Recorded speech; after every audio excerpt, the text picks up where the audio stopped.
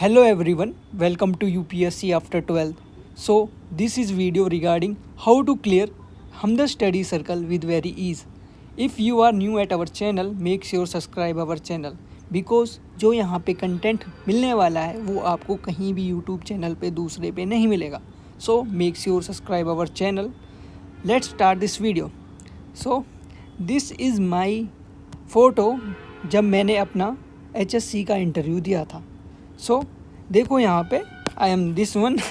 सो HSC यहाँ पे है तो मुझे काफ़ी ये था कि चलो फ़ोटो खिंचाते हैं, तो मैंने उस टाइम क्लिक कर ली थी और किसी से कराई थी, उन्होंने अच्छी नहीं ली थी, लेकिन चलो अब जो भी हुआ.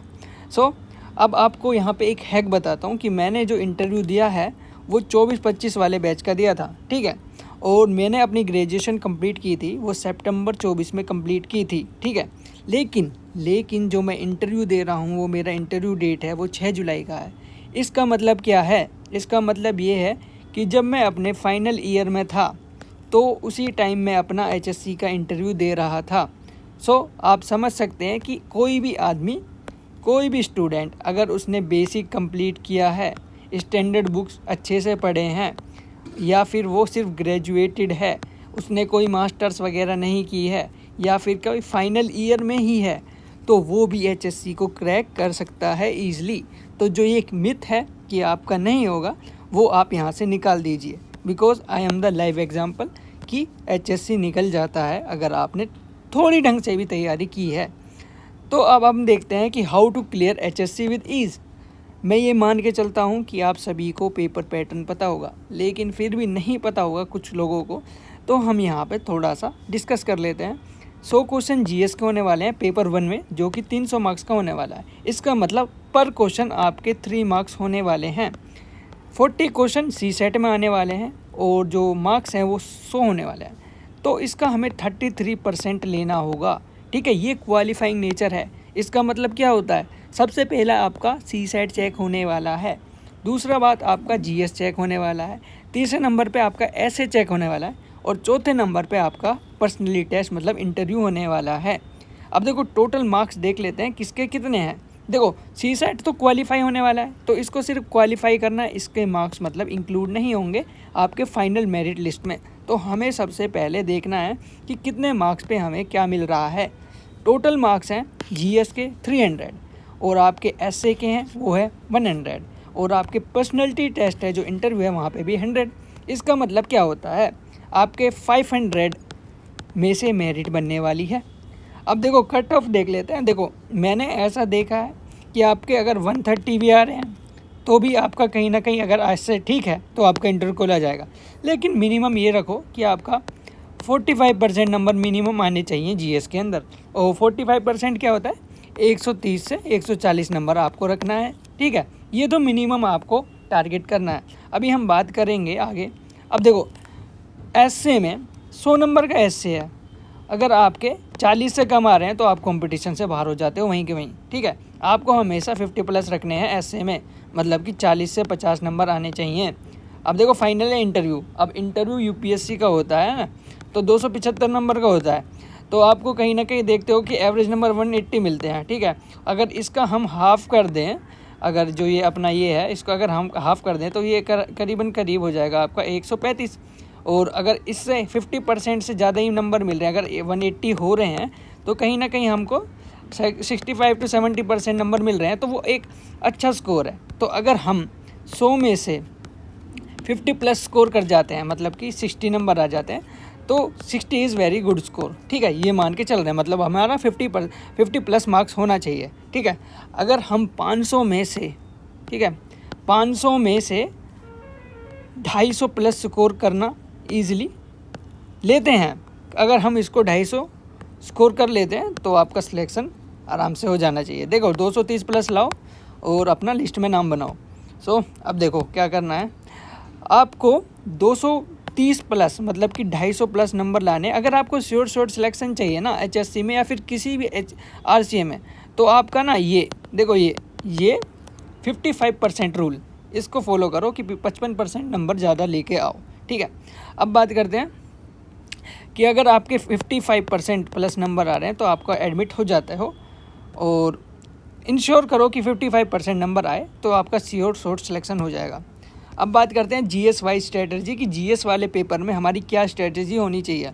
तो आपके 100 क्वेश्चन आने वाले हैं, 300 नंबर के होने वाले हैं, एक क्वेश्चन 3 नंबर का होने वाला है, 1/3 नेगेटिव मार्किंग है, हमने बात कर ली है, ठीक है।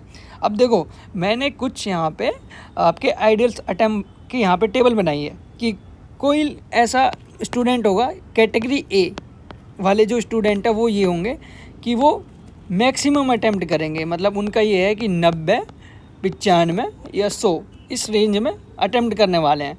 दूसरे हैं वो कैटेगरी बी में हैं, वो क्या करेंगे, वो अपने 80 से 85, 80 और 90, ठीक है, 80, 85 के बीच में रहने वाले सेकंड कैटेगरी के स्टूडेंट हैं।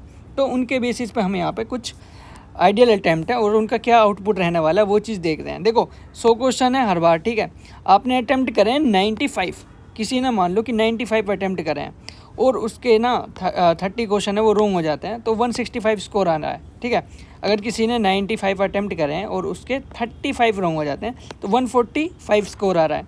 किसी ने 95 अटैम्प्ट किया है और उसका 40 रॉन्ग हो जाते हैं, ठीक है, 40 रॉन्ग होना बहुत बड़ी बात है। अगर आपके इतने रॉन्ग हो जाते हैं 125 स्कोर आ रहा है। लेकिन मैंने क्या कहा है, मैंने कहा है कि अपना स्कोर हमेशा 140 प्लस रखना।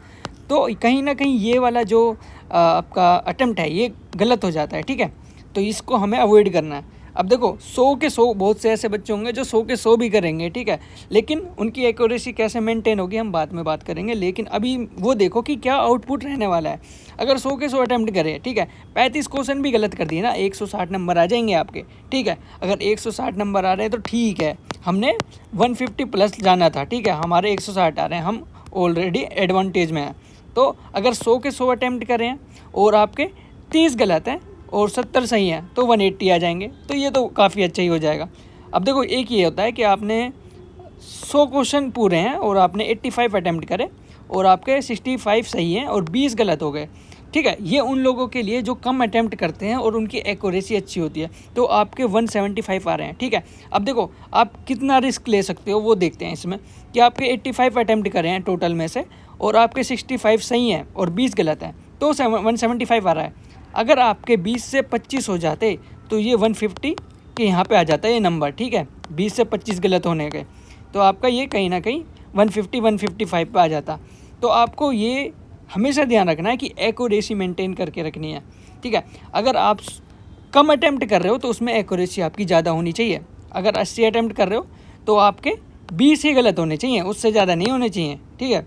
अब बात करते हैं कि अगर आप 75 कर रहे हो, ठीक है, बहुत से कम भी करते हैं, तो 75 में से अगर आप कर रहे हो तो आपके सिर्फ 15 ही गलत होने चाहिए, ठीक है, उससे ज़्यादा नहीं होना चाहिए। ऐसा नहीं होना चाहिए 25 गलत हो रहे हैं आपके और आप 120 वाले जो ब्रैकेट है उसमें चले जाएं।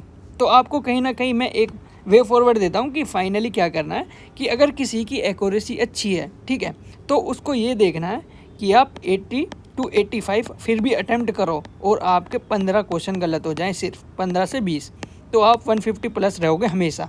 लेकिन मान लो एक कोई सेकंड कैटेगरी के स्टूडेंट हैं और वो हमेशा 95 to 100 अटैम्प्ट करते हैं, तो उनका ये रहना चाहिए कि आपके 30 क्वेश्चन ही गलत हों, इससे ज़्यादा गलत ना हो, ठीक है, 30 से ज़्यादा नहीं होने चाहिए।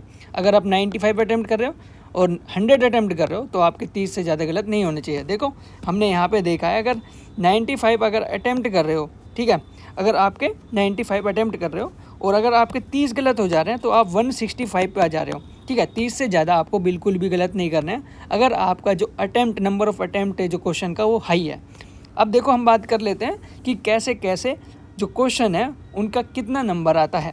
पॉलिटी में आपके 15 क्वेश्चन आने हैं, हिस्ट्री में 15 क्वेश्चन आने हैं। देखो ये जो नंबर मैं बता रहा हूँ वो कहीं ना कहीं डिस्ट्रीब्यूट करके ही बता रहा हूँ कि ऐसा नहीं है कि बिल्कुल सेम यही आएंगे, लेकिन आप लॉजिकल अगर आप सोचोगे तो आपको कहीं ना कहीं ये देखागा कि अगर 100 क्वेश्चन है जिसमें कि आपके सीसेट अलग से होने वाला है तो कहीं ना कहीं आपके number of the question of the topic of the subject वो ज़्यादा होने वाले हैं, क्योंकि 100 क्वेश्चन कहाँ से बना लेगा आदमी, ठीक है। कोई भी एग्जामिनेशन है तो वो number of the quantity of the subject and the question वो बढ़ाएगा।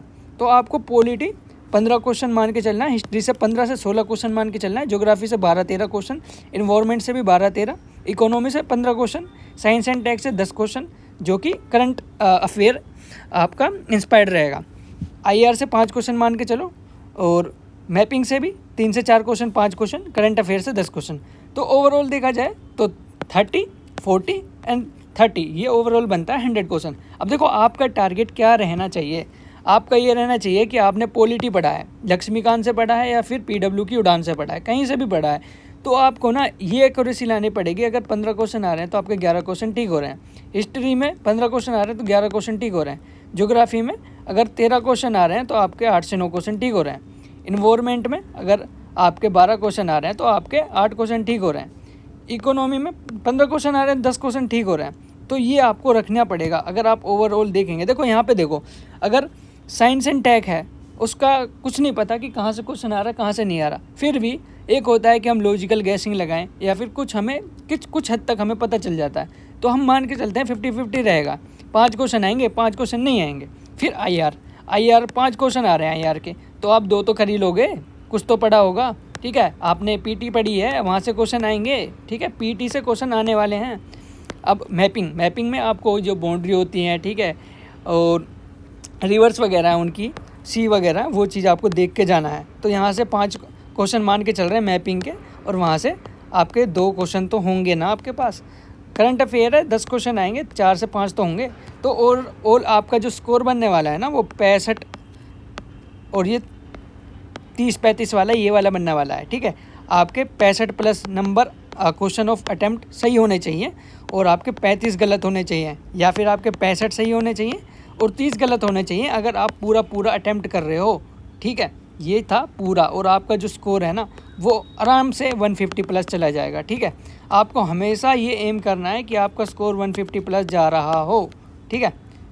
अब बात करते हैं how to attempt the paper, ठीक है। आपको सबसे पहले जीएस में ये करना है, आपको क्वेश्चन 1 टू क्वेश्चन 10 आपको सोल्व करके देखना है कि आपसे हो रहा है या नहीं हो रहा, ठीक है। अगर आपसे नहीं हो रहा, शुरू में ही उसने इन्वायरमेंट पूछ लिया, शुरू में उसने साइंस एंड टेक पूछ लिया, तो चुपचाप पीछे से स्टार्ट करो, वहाँ पे इजी क्वेश्चन होंगे, ठीक है। पीछे से स्टार्ट करना है। अगर आपको लग रहा है कि पीछे भी ऐसा है तो चुनो कि आपका कौन सा जो सब्जेक्ट है वो बेस्ट है, तो आप वहाँ पे चुन के उन क्वेश्चनों को करो, ठीक है। देखो ये यूपीएससी का कोई पेपर होने वाला नहीं है कि यहाँ पे आपके सिर्फ 30 से 40 क्वेश्चन है वो ही आपको आ रहे होंगे, क्योंकि ये जो है सारा वो बुक में से ही बनाओगे, जो स्टैंडर्ड बुक है उसमें से ही पेपर बनता है। तो आपको यहाँ पे 30 से 40 क्वेश्चन नहीं आ रहे होंगे अगर आपने अच्छे से पढ़ा है। आपको यहाँ पे 40 से 50 क्वेश्चन आ रहे होंगे, ठीक है। आपको यहाँ पे 50 से 60 क्वेश्चन आ रहे होंगे अगर आपने सही से पढ़ा है, ठीक है।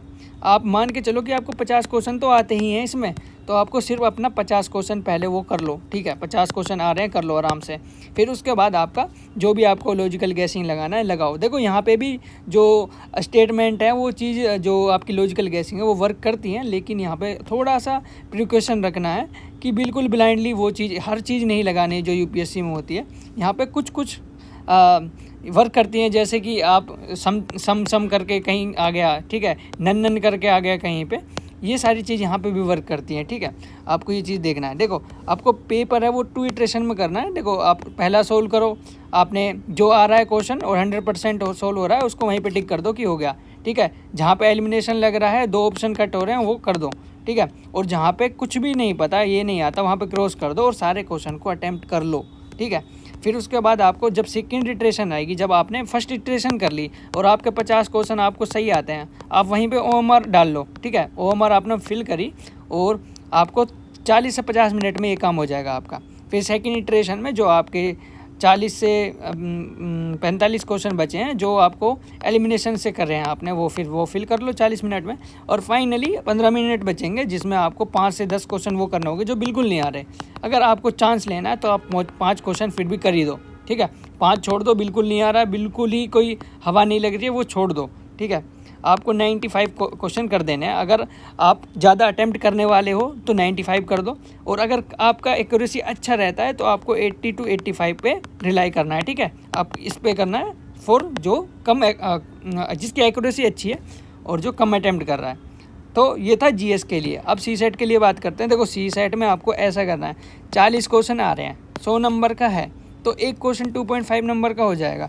तो हमें सिर्फ क्या करना है, आपको सिर्फ 14 क्वेश्चन करेक्ट करने हैं जिससे कि आपका क्वालिफाई हो जाएगा। लेकिन हम रिस्क क्यों ले, हमें रिस्क नहीं लेना है। तो हम क्या करेंगे, हम अगर आप बिल्कुल श्योर हो कि आपके 16 क्वेश्चन से और 17 क्वेश्चन बिल्कुल ठीक हैं। किस किस के? मैथ और रीजनिंग के। मैं आरसी की बात नहीं कर रहा हूँ, सिर्फ और सिर्फ मैथ और रीजनिंग के अगर 16 से 17 क्वेश्चन ठीक है तो कुछ मत करो, सीधा आ जाओ, ठीक है, आपका काम हो गया। अगर आपके 17 क्वेश्चन हो जा रहे हैं ठीक, बिल्कुल ठीक है, आपका काम हो गया।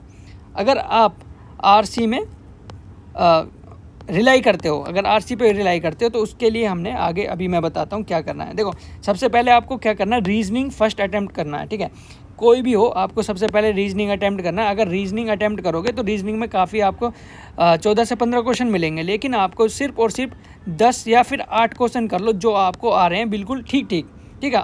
आपको वो कर लेना है 10 मिनट में। देखो, रीजनिंग में कुछ नहीं होता है, 1 मिनट में एक क्वेश्चन हो जाता है। फिर आपको OMR है वो फिल कर लिए नहीं साथ साथ, ठीक है। देखो, सी सेट में जो आपकी OMR है ना वो साथ साथ फिल करनी है, क्योंकि अगर लास्ट में भरेंगे ना उसको तो उसमें काफ़ी चांस होते हैं कि आपका जो OMR है वो रॉन्ग हो जाए, ठीक है। तो आपको साथ साथ फिल करनी है। यहाँ पे मान लो कि आपने फर्स्ट अटैम्प्ट में रीजनिंग अटैम्प्ट की और आपकी 8 से 10 रीजनिंग ठीक हो गई। अब अटैम्प्ट करो मैथ। अब मैथ को अटैम्प्ट करोगे ना, 6 से 7 क्वेश्चन मैथ से भी निकल जाते हैं आराम से, ठीक है। तो वहाँ पे फिल करोगे तो मान लो कि आपने 10 क्वेश्चन वहाँ सही किए थे, 5 क्वेश्चन यहाँ पे सही किए थे, तो आप अब OMR को दोबारा फिल करो। अब देखोगे आपके 14 से 15 क्वेश्चन हो गए हैं अभी यहाँ पे। फिर बताओ क्या करो, फिर आप करो आरसी, और आरसी आएंगी कम से कम 12 की 12 आरसी फिल मतलब अटैम्प्ट कर दो। अब 12 अटैम्प्ट करोगे ना तो होगा क्या, आपकी 8 आरसी ठीक हो जाएंगी और 4 गलत हो जाएंगी, और ओवरऑल स्कोर देखोगे ना तो आपके कहीं ना कहीं 22 क्वेश्चन ठीक मिलेंगे और आपके 5 क्वेश्चन गलत मिलेंगे, और इससे कुछ फ़र्क नहीं पड़ता, आपके 17 या 18 नंबर बन जाएंगे ऑलरेडी और आप क्वालिफाई कर जाएंगे आराम से, ठीक है। ये तो एक आइडियल अटैम्प्ट है। अब बात करते हैं डिफरेंट केसेस की। कुछ लोग होते हैं जिनका मैथ ठीक नहीं होता और उनका रीजनिंग ठीक होता है, आरसी ठीक होता है, तो उनके लिए ये सॉल्यूशन है कि जिनका मैथ ठीक नहीं है उनके लिए, तो आपको सबसे पहले क्या अटैम्प्ट करना है, आपको सबसे पहले आरसी अटैम्प्ट कर लो, ठीक है। आरसी जैसे आपने अटैम्प्ट किया, ठीक है, जैसे आप आरसी को अटैम्प्ट करोगे ना, आपका 12 आरसी आना है, 12 से 13 आरसी। तो आप ये मान के चलो कि अगर 12-13 आरसी है तो आपका 10 आरसी ठीक होगा, 2 आरसी गलत होगा, ठीक है। फिर आपका रीजनिंग अटैम्प्ट करो, रीजनिंग में 10 क्वेश्चन और अटैम्प्ट कर लो, और आपका रीजनिंग अटैम्प्ट कर लो 10 क्वेश्चन, ठीक है। 10 क्वेश्चन अटैम्प्ट करोगे, 10 में से आपका 8 सही होगा, 2 गलत हो जाएगा। फिर आप मैथ भी देख लो, उसमें से मैथ में कुछ तो आता होगा मैथ में, तो 4 क्वेश्चन या फिर 3 क्वेश्चन और अटैम्प्ट कर लो और आपका ईजिली 15+ मार्क्स बन जाएगा, ठीक है। और अब देखते हैं किनके लिए, जिनका मैथ ठीक है, रीजनिंग ठीक है, लेकिन आरसी ठीक नहीं है। देखो, जिनका आरसी ठीक नहीं है और मैथ वेथ ठीक है, वो सिंपल ये करना है कि सबसे पहले रीजनिंग को अटेम्प्ट करो, 8 से 9 क्वेश्चन निकालो आराम से। क्वांट देखो, क्वांट्स में भी निकालो 8 से 9 क्वेश्चन, दोनों को मिला के 15+ क्वेश्चन निकाल लो। अब जैसे ही तुमने 15+ क्वेश्चन निकाला ना, तो आप क्वालिफाई तो कर गए हो, लेकिन सोचो कि 3 क्वेश्चन और निकाल लो कहीं ना कहीं से। तो अगर आपका 17 क्वेश्चन बन जा रहा है, ठीक है, 17 क्वेश्चन बन जा रहा है मैथ और रीजनिंग से, तो आप वहीं पे आरसी को छोड़ के आ सकते हो, ठीक है। आरसी पे रिलाई मत करो अगर आपका 17 क्वेश्चन बिल्कुल ठीक हो जा रहा है। अब बात करते हैं सिचुएशन 3 पे, जिसमें मैथ, रीजनिंग और आरसी भी नहीं आता, मैथ भी नहीं आता, सिर्फ आता है रीजनिंग, क्योंकि रीजनिंग हमने हमेशा से पढ़ लिया है, सोल्व हो जाता है, ठीक है। कोई ऐसा भी नहीं होगा रीजनिंग के लिए कोई अलग से क्लास ले रहा है, ठीक है। 3-4 टॉपिक होते हैं क्लोक वो देखने पड़ते हैं, ठीक है, वो मैं बता रहा हूँ अभी। तो क्या करना है, अगर आपका मैथ नहीं आ रहा, आरसी भी नहीं आता आपके पास, और आपको सिर्फ रीजनिंग आता है, तो रीजनिंग में ये करना है कि आपको 100% एक्यूरेसी लानी है रीजनिंग में। रीजनिंग के मान लो अगर 10 क्वेश्चन आ रहे हैं तो आपको 10 क्वेश्चन आने चाहिए, आपके सही भी होने चाहिए, ठीक है। पर लेकिन हम ऐसा कभी होगा नहीं कि आपके 10 के 10 सही हो जाएंगे, मतलब 90% केस में तो मान के चल रहे हैं कि आपके 9 सही हैं और 1 गलत हो गया। फिर आपको ना, जिसका ये है, तो आपको ना आरसी की मैं एक वीडियो डालूंगा अपने ग्रुप में, और उसको देख लेना। उसको देखने के बाद अगर 12 आरसी आ रहा है ना, तो आपके 12 आरसी में से 8 सही हो जाएंगे और 4 गलत हो जाएंगे। इस तरह से वो वीडियो है। तो आपको यहाँ से आपके 9 क्वेश्चन वो हो गए और आपके 8 क्वेश्चन ये हो गए, ठीक है। तो आपके कहीं ना कहीं आपके 17 क्वेश्चन बन जा रहे हैं बिल्कुल सही। और उसके बाद भी अगर मैथ के 2 क्वेश्चन ठीक हो जाएं, सिर्फ 2 क्वेश्चन और ठीक हो जाएं, तो आपका स्कोर आराम से 17+ आ जाएगा। सो ये तो उनके लिए था। तीनों केस में हमने बात कर ली है, और देखो इससे ज़्यादा कुछ करना भी नहीं है और इतना डीप में कोई बता भी नहीं रहा, ठीक है। अब बात करते हैं सी सेट का क्या क्या टॉपिक है जो आपको पढ़ना है। देखो, नंबर सिस्टम पढ़ लो, 3 से 4 टॉपिक होते हैं इसके अंदर, 4 से 5 वो डिफरेंट है, उन पर आप 3 क्वेश्चन लगा लो, बस हो गया काम। स्पीड, डिस्टेंस, टाइम है, डिफरेंट इनके कॉन्सेप्ट होते हैं, और जो number of the type of question है उन पे लगाओ यार, ठीक है। जितने ज़्यादा टाइप्स के लगा सको लगाओ। वर्क एंड टाइम है उसको देख लो, इसमें दो, ये तो बहुत सिंपल होता है। परसेंटेज है, इसमें पर सक्सेसिव परसेंटेज है वो देखना है। Profit and loss and discount देख लेना, रेशियो प्रोपोर्शन देख लेना, एजिस देख लेना, simple interest and compound interest, ये 8 टॉपिक हैं, ये कर लेना। उसके बाद सी सेट में कुछ देखने की जरूरत नहीं है। और रीजनिंग में कैलेंडर, क्लॉक, क्यूब, डाइस, ठीक है, ये चारों टॉपिक कर लेना। बिकॉज जो नीचे के टॉपिक हैं देखो ये कोई नहीं करता है, क्योंकि हर कोई इनको सही कर देता है। ब्लड रिलेशन हर कोई कर लेता है, डायरेक्शन हर कोई कर लेता है, स्लोजियम हर कोई कर लेता है, रैंकिंग भी कर लेता है, तो इनमें कुछ दिक्कत आने वाली नहीं है। देखो सी सेट का कुछ पेपर ऐसा दिखने वाला है, ठीक है, 25-26 वाला है। और देखो इसमें कुछ इंस्ट्रक्शन है वो देख लेते हैं। देखो ब्लू ब्लैक पेन है, यूज़ कर सकते हो, ठीक है, आपको पेन बोल रखना है। और यहाँ पे कुछ दिया है क्या, देखो यहाँ पे मैक्सिमम मार्क्स है 120 और नंबर ऑफ़ द क्वेश्चन है 40। देखो यहाँ पे 120 है मैक्सिमम मार्क, लेकिन अपना जो नोटिफिकेशन था शायद वहाँ पे 100 मार्क्स था अब की बार, ठीक है। तो आपको ना वो वहाँ पे देख लेना है कितने नंबर्स का है और आपको कितने नंबर लेने हैं। देखो यहाँ पे आपको दिख जाएगा कि 120 नंबर का है और 40 नंबर आपको क्वेश्चन है, 40 और 120 नंबर है। तो आपको सिंपल वहाँ पे क्या करना है, देखो एक कैलकुलेशन बिठानी है कि भाई 120 का 1/3 क्या होता है, ठीक है, ये बिठाना है, ठीक है, ऐसा करके 40 ठीक है। अब 40 है, आपको 40 नंबर लेने हैं। अब देख लो कि 40 नंबर के लिए आपको कितने क्वेश्चन सोल्व करने पड़ेंगे, बस हो गया काम। अब यहाँ पे तो आपको सिर्फ मुश्किल से मेरे ख्याल से 12 क्वेश्चन ठीक होने पे आपका हो जा रहा है। यहाँ पे अगर आप 12 बिल्कुल ठीक कर दो तो आपका हो जा रहा है, तो सिर्फ 14 क्वेश्चन या 15 क्वेश्चन बिल्कुल शॉर्ट करिए और आपका हो गया। समझ गए, आपको 1/3 देखना है कि कितने पे हो जा रहा है, उससे 3 क्वेश्चन फालतू करिए बिल्कुल सही हो गया काम। अब देखो ऐसे में देखते हैं ऐसे की क्या स्ट्रेटजी रहेगी। देखो मैं आपको रिकमेंड करूँगा कि जो ये वाले पेन होते हैं ना, जेल पेन, जैसे कि ट्राईमैक्स हो गया और पायलट वाला पेन हो गया, या फिर जो अफोर्ड नहीं कर सकते वो क्या करें, ये एक 10 रुपये का पेन आते हैं इस टाइप की। आप जो स्टेशनरी वाले हैं उनसे कहना कि अंकल जी जो ट्राईमैक्स वाले पेन आते हैं उनका जो 10 रुपये में वो पेन आते हैं ना, वो दे दो आप, ठीक है, वो ये वाले पेन आपको दे देंगे। आपको क्या करना है, इनसे दो ऐसे लिख के देख लेना है जिससे कि आप यूज टू हो जाएँ, ठीक है। और एक चीज़ हमेशा याद रखना कि जब आप ये इस वाले पेन से क्या लिख रहे हो ऐसे, तो हमेशा जो वाटर बॉटल है उसको अवॉइड करना। बिकॉज मेरे साथ ये चीज़ हो चुकी है और पूरा जो ऐसे पेपर वो ख़राब हो जाता है इससे, ठीक है, और आपका जो पेज है वो ख़राब हो जाएगा। तो आपको ये ध्यान रखना है कि वाटर बॉटल बिल्कुल भी अवॉइड करनी है जब आप ऐसे में इन वाले पेन से लिखने जा रहे हो। बाकी जो ये पेन है इनसे काफ़ी अच्छी राइटिंग आती है और काफ़ी अच्छा लगता है पेपर पे, ठीक है। अब देखते हैं कि आपको ब्लैक पेन भी यूज़ करना है हेडिंग के लिए या फिर हाईलाइट के लिए, ठीक है। जब भी आप हमेशा याद रखना कि ब्लू पेन से आप लिख रहे हो तो हाईलाइट आप ब्लैक पेन से करना। अब मस्ट यूज़ द कोट्स, देखो कोट्स और जो पोट्री होती हैं वो कहीं ना कहीं वैल्यू एडिशन करते हैं। या तो आप जो ऐसे उसके शुरू में या फिर एंड में या फिर दोनों में ज़रूर कोट्स और ऐसे का यूज़ करना, ठीक है। ये आपको +5 दिला सकता है, मैं गारंटी से कह सकता हूँ, ठीक है। You have to write 1 essay, ठीक है, आपको 2 essay बिफोर द एग्ज़ाम आपको लिख कर देख लेने हैं, ठीक है यार। ये आपको एक ऐसे लिखना है 700 वर्ड में, ठीक है, 100 मार्क्स का होने वाला है, ठीक है। कहीं ना कहीं 700 वर्ड में है ना, तो आपको देंगे तो 10 पेजेस ही, 10 से 12 पेजेस, लेकिन ना इनकी जो फ़ॉन्ट होता है, ठीक है, बहुत कम होता है। आप उसमें ना आराम से मतलब कि लिख सकते हो, ऐसा नहीं है कोई लंबा चौड़ा कोई पेज मिलेगा, ऐसा इतना तो उसमें कट हो जाएगा, ठीक है, ये कट हो जाएगा और आपको सिर्फ इतने में लिखना है, ठीक है। तो आराम से लिखना, 1 घंटा बहुत है, मोर देन सफिशिएंट है इसके लिए, ठीक है। इसमें टाइम का कोई आपको वो क्रंच नहीं आएगा, ठीक है, हो गया। तो ये ऐसे की बात कर लिए। अब बात करते हैं कि देखो कुछ हमारे हिट लिस्ट टॉपिक थे उनकी बात कर लेते हैं। बाकी हमने जो अपना ग्रुप है वहाँ पे भी सेंड किया है। तो ये है इन्वायरमेंट के, देखो जैसे बेसिक टर्मिनोलॉजी है उनको डायरेक्ट पूछ लेगा कि नीच क्या होता है, ठीक है, और रिसोर्स पार्टीशन का मतलब क्या है, कॉम्पिटिटिव एक्सक्लूजन का मतलब क्या है, व्हाट इज़ इकोलाइन इकोटोन में क्या डिफरेंस है, 10% लो किसने दिया है और क्या है, ठीक है। और पिरामिड्स हैं डिफरेंट और उनका वो पूछ लेगा कि डायरेक्शन अपवर्ड डाउनवर्ड वो क्या क्या है। बायोकम्युलेशन मैग्नीफिकेशन में क्या डिफरेंस है, डिफरेंट बायोटिक इंटरेक्शन होते हैं। इकोसिस्टम प्रोडक्टिविटी पूछ लेगा, प्राइमरी सेकेंडरी सक्सेशन पूछ लेगा। ऑटोजेनिक सक्सेशन क्या होता है, एलोजेनिक सक्सेशन क्या होता है। मीथेन साइकिल है वो इंपॉर्टेंट है, नाइट्रोजन साइकिल इंपॉर्टेंट है।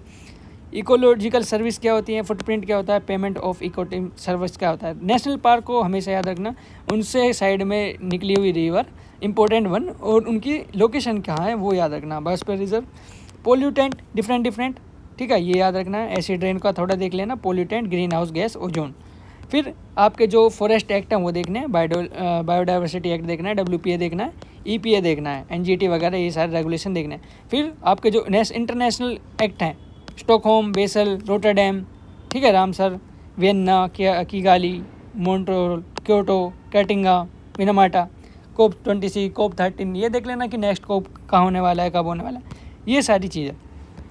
ज्योग्राफी में भी हमने बात की है, रेंजेस, हिल्स, पीक्स, ठीक है, जो घाट्स हैं हमारे, हिमालयाज़, ट्राइब्स, बाउंड्रीज, चैनल हैं जो अंडमान निकोबार में, रिवर कहाँ से निकल रही है, ट्रिब्यूटरी क्या है, वाटरफॉल क्या है, डैम क्या है, ठीक है, ड्रेनेज पैटर्न, हिमालय और पेनिनसुलर रिवर है उनके बीच में क्या डिफरेंस है, कौन कौन सी ऐसी रिवर है जो ईस्ट और वेस्ट फॉलोइंग करती हैं, कुछ एक्सेप्शन है, नर्मदा तापी, वो भी देखना है, ठीक है। सॉइल, वेजिटेशन देखनी है, माउंटेन के कितने टाइप हैं, कौन से कॉन्टिनेंट में पाए जाते हैं, कौन सी कंट्री में, ग्रासलैंड, कंट्रीज, ठीक है, ये इंपॉर्टेंट है बहुत ज़्यादा, ग्रासलैंड, ओशनिक करंट बहुत इंपॉर्टेंट है। फिर water distribution of the earth, ठीक है, कितना पानी कहाँ पाया जाता है, नेचुरल वाला फ्रेश वाटर हमारे अर्थ पे, ठीक है। सैलिनिटी देख लेना, और लेयर ऑफ द एटमॉस्फेयर देख लेना, काफ़ी important, layer of atmosphere, forest जो रिपोर्ट है अपनी जो सर्वे आती है 2023 वाली, मैनग्रोव्स, कोरल वगैरह कहाँ पे फॉरेस्ट है वो इंक्रीज़ हुआ है, ये सारी चीज़ देख लेना। फॉरेस्ट सर्वे हो गया, मैनग्रोव हो गया। और अब बात करते हैं लोकल विंड्स देखना है कि कहाँ पे कौन सी विंड है, कोल्ड कौन सी है और वार्म कौन सी है, कौन सी कंट्रीज है। अल्बीडो देखना है, एल नीनो, ला नीना, मानसून देखना है। और डिसकंटिन्यूटी देख लेना, इंटीरियर ऑफ अर्थ की लेयर देख लेना, seismic wave, volcano, shadow zone देखना है। जो थ्योरी हैं वो किसने किसने दी है और उनकी कुछ माइनर प्लेट्स हैं वो देखना है, ठीक है। मिनरल्स देख लेना, पोर्ट्स देख लेना, काफ़ी ज़्यादा इंपॉर्टेंट्स है, ठीक है। और जो basic latitude, longitude, rotation, revolution, equinox होता है वो भी देखना है। Asteroid is very important. So this is about the geography. Polity में आपको एक्ट्स देखने, जो यहाँ पे हैं वो ज़्यादा इंपॉर्टेंट है।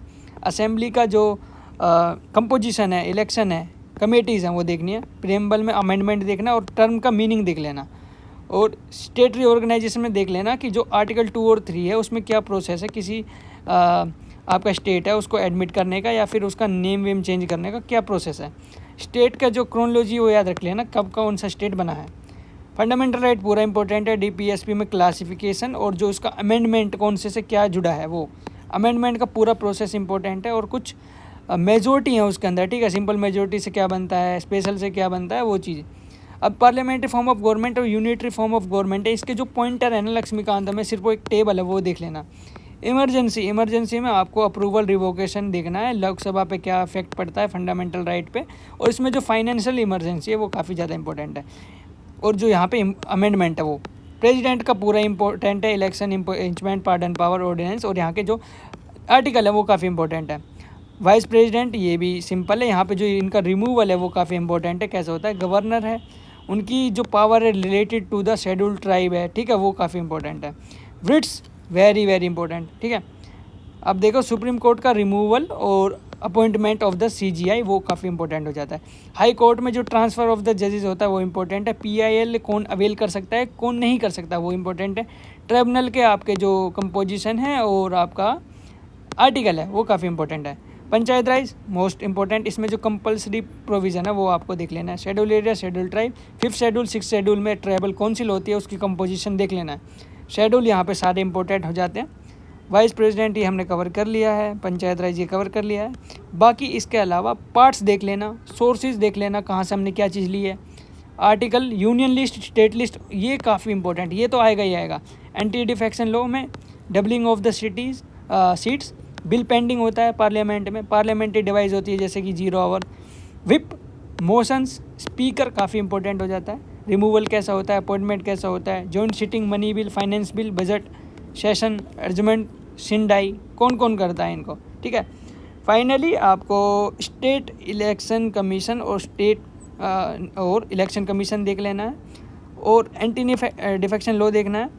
और इसके अलावा देखो एक होता है स्टेट लेजिस्लेटिव काउंसिल की कंपोजिशन और कैसे उसको बनाते हैं, कैसे उसको हटाते हैं, ठीक है। ये कैसे एक स्टेट पार्टी नेशनल पार्टी बनती है, उसकी जो कुछ क्या कह सकते हैं उसको, कुछ क्वालिफिकेशन होते हैं या फिर कुछ टर्म एंड कंडीशन है वो आपको फुलफिल करने होते हैं, वो चीज़ देख लेना है। So this is for the polity. अब देख लेते हैं एंशिएंट हिस्ट्री। देखो एंशिएंट हिस्ट्री में जो प्री हिस्टोरिक साइट है उनकी लोकेशन देख लेना कि कहाँ पे कौन सी चीज़ है, और मोस्ट इंपॉर्टेंट चैलकोलिथिक साइट है जो वो। अब देखते हैं आईबीसी के अंदर जो साइट है उनकी लोकेशन, वहाँ पे क्या मिला है, किसने एक्सक्वेट किया है, और जो रिवर कौन सी साइड में थी। और एक क्वेश्चन ये बन सकता है कि कौन सी इंडिया में है, कौन सी पाकिस्तान में है, या फिर कौन सी नहीं है इंडिया में, या फिर कौन सी पाकिस्तान में नहीं है। अर्ली लेटर वैदिक में कंपैरिजन आ जाएगा कि वहाँ पे आपका आयरन था, यहाँ पे नहीं था, ये सारी चीज़। अर्ली वैदिक ये हो गया। फिर आपका हो गया श्रुति और स्मृति, जो लिटरेचर होता है ऋग्वेदी का, वो देख लेना कि उसके अंदर क्या क्या आता है। वेदास कौन सा अटैच है, कौन सी ब्रह्मणास अटैच है, कौन सा उपवेद अटैच है, कौन सा हिम्प अटैच है डिफरेंट वेद के। एंशिएंट रिवर है, उनका नाम क्या है, ठीक है, जो यूपीएससी में भी आया था फिलहाल। महाजनपद है, उनका कैपिटल और उनका रिवर और उनकी लोकेशन देख लेना, ठीक है। जैनिज्म बुद्धिज्म मोस्ट इंपॉर्टेंट होता है, जो कि काउंसिल सेक्ट्स होते हैं, लिटरेचर होते हैं, विहारा चैत्य बुद्धिसत्व, ये इंपॉर्टेंट होते हैं। हर्षवर्धन, अशोका, चंद्रगुप्त सेकंड, समुद्रगुप्त, ये इंपॉर्टेंट है। संगम पीरियड इंपॉर्टेंट है, ठीक है। अब देखो मॉडर्न में आपको क्या करना है, पुर्तगीज़ होते हैं ना, ईस्ट इंडिया कंपनी, इनके सेंटर देख लेना, इनका हेडक्वार्टर देख लेना, इनकी फर्स्ट जो फैक्ट्री थी वो देख लेना, गवर्नर जनरल काउंसिल देख लेना। अब इनकी कुछ लैंड पॉलिसी है, जैसे कि परमानेंट सेटलमेंट, ये वगैरह देख लेना। डॉक्ट्रिन्स है, जैसे कि डॉक्ट्रिन ऑफ लैब्स, ठीक है, और आपकी रिंग एंड फेंस पॉलिसी, इनके अंदर जो स्टेट है और किसने ये इंट्रोड्यूस की थी वो देख लेना। बैटल हो रहे हैं, उनकी ट्रीटी हो रही है, डोल गवर्नमेंट देख लेना। गवर्नर जनरल और वाइसरॉय के टर्म में क्या हुआ है, ठीक है। आईएनसी है, उनके सेशन हो रहे हैं, प्रेसिडेंट कौन थे और कौन सा इंपॉर्टेंट सेशन है। आईएनसी से पहले कुछ ऑर्गेनाइजेशन बन रही हैं, वो देख लेना। एजुकेशन रिलेटेड जितनी भी कमेटी वो देख लेना। प्रेस वगैरह देख लेना, जैसे कि आपका वो कौन था, मेटकैल्फ, ठीक है, मेटकैल्फ देख लेना। बुक जनरल है, ठीक है। कुछ मूवमेंट है वो काफ़ी इंपॉर्टेंट है, जैसे कि social religious movement, tribal movement, इसमें सिर्फ इतना देखना कि कौन सा लीडर कहाँ पे है, ठीक है, और लोकेशन क्या है। रिवोल्यूशनरी है, कुछ ऑर्गेनाइजेशन है वो इंपॉर्टेंट हो जाती हैं। गांधीयन फेज में क्रोनोलॉजी देखनी है, और एक प्रॉपर क्रोनोलॉजी आ जाएगी, डिफरेंट जो हमारे इवेंट हुए हैं तो वो आपको कर लेनी है। सो मेडिवल में आपको इन्वेजन देखना है कासिम जी क्यों कह रहा हूँ मैं देखो, आपको मोहम्मद बिन कासिम का देखना है, और महमूद गजनी का देखना है, इल्तुतमिश के बारे में देखना, खिलजी, एमबीटी, मोहम्मद बिन तुगलक, इनके जो डिपार्टमेंट है वो देख लेना, बुक्स देख लेना, मोन्यूमेंट देख लेना, और जो इनकी श्राइन है वो देख लेना। और बाकी पर्सनैलिटी में बात करें, अकबर के देख लेना, बाबर देख लेना, इनके जो बैटल हैं वो देख लेना, जहांगीर और आपका औरंगजेब, हुमायूं। मराठा जो शिवाजी है वो इम्पोर्टेंट है, वहाँ से एक क्वेश्चन आ जाएगा। आर्ट एंड कल्चर में टेम्पल देख लेना, लिटरेचर देख लेना। पोस्ट मौर्यन जो होता है, गांधार आर्ट ये वगैरह, उसमें डिफरेंस देख लेना। फिलोसफी होती है, ठीक है, वो जैसे कि आपका क्या हो गया, क्या था वो फिलोसफी, ज्योतिषा नहीं, वो तो अलग हो जाता है। अरे वो फिलोसफी होता है ना, मेरे जो दिमाग से स्लिप हो रहा है। हाँ, वेदांता, और आपकी जो एक पतंजलि वाली थी, योगा, ठीक है, ये सारी चीज़। और आपका ये रहने देना आप। हाँ, पेंटिंग काफ़ी इंपॉर्टेंट है, देखो पेंटिंग और डांस भी देख लेना अगर टाइम मिले तो। सो इकोनॉमी की बात करते हैं। देखो इकोनॉमी में माइक्रो में डिमांड और सप्लाई कॉन्सेप्ट देख लेना। जीडीपी, एनडीपी, ये पीपीआई, ये देख लेना। इन्फ्लेशन तो काफ़ी इंपॉर्टेंट है, इसमें डिमांड पुल और कॉस्ट सप्लाई वाला दोनों देख लेना। इनके डिफरेंट जो टर्म है, singing inflation, stagflation, headline inflation, ये सारी चीज़। आरबीआई की मॉनेटरी जो टूल्स हैं वो देख लेना, ठीक है। क्वांटिटेटिव अलग है, क्वालिटेटिव अलग है, इनके बीच में डिस्टिंक्शन करना आना चाहिए, कौन से हैं। टैक्स में दोनों देख लेना, direct tax, indirect tax. GST कौन सा वाला है, जीएसटी काउंसिल देख लेना। बैंकिंग इंपॉर्टेंट है, जिसमें कि आपका नॉन बैंकिंग फाइनेंशियल इंस्टीट्यूशन है, उसके बीच में डिफरेंस करा लेगा, या फिर पेमेंट बैंक दे देगा, या फिर स्मॉल फाइनेंस बैंक दे देगा, उनके बीच में डिफरेंस। तो इसमें एक होता है पीएसएल, प्रायोरिटी सेक्टर लैंडिंग, ये देख लेना। डेफिसिट, ठीक है, revenue deficit, effective revenue deficit, ठीक है, ये सारी चीज़ देख लेना। एफडीआई, एफपीआई देख लेना, और आईएमएफ का कोटा देख लेना, वर्ल्ड बैंक से भी। एसडीजीज देख लेना, आईएमएफ कोटा, एमएसपी, और ये आपका फाइनेंस कमीशन, ठीक है। इसमें अभी इनका जो चेंजमेंट किया है, ठीक है, कुछ चीज़ ऐड की है, कुछ चीज़ हटाई है, वो देख लेना। जीएसटी काउंसिल बात कर लिए, कैपिटल मार्केट देखना है, और आपका रीर ये चीज़ होती है वो देख लेना। अनएम्प्लॉयड और पुअर्टी, इनके डिफरेंट टाइप है वो देख लेना। और कुछ टर्म होती हैं, कुछ कर्व होते हैं, ठीक है, वो चीज़ देख लेना। कुछ इंडेक्स होते हैं, एचडीआई या फिर एमपीआई, ठीक है, पुअर्टी इंडेक्स होते हैं, ये सारी चीज़। किससे सबसे ज़्यादा इंपोर्ट कर रहे हैं, किससे कम इंपोर्ट कर रहे हैं, सब किससे ज़्यादा एक्सपोर्ट कर रहे हैं, और कितनी हमारी अभी जीडीपी है, ये सारी चीज़ भी बेसिक भी पता होनी चाहिए। ठीक है, ये था इकोनॉमी के लिए। फाइनल साइंस एंड टेक के लिए आपको पीटी 365 पढ़नी है, और इन्वायरमेंट के लिए भी पीटी 365 पढ़नी है, और आपका काम हो जाएगा। और जो हमने डिस्कस किया है, देखो ये बहुत ही ज़्यादा हो गया है, मुझे ऐसा लग रहा है, और वीडियो का जो टाइमिंग है वो भी काफ़ी ज़्यादा हो गया होगा, लेकिन ये वर्थ इट है, बिकॉज इतना डिटेल में अगर कहीं भी आपको मिल जाए तो आप मेरे को कमेंट में आके बताना कि जो आपने बताया है वो कम है या फिर वो सफिशिएंट नहीं है और वो रेलेवेंट नहीं है। So thank you, this is from my side. जाओ और पेपर में आग लगा के आओ। Thank you.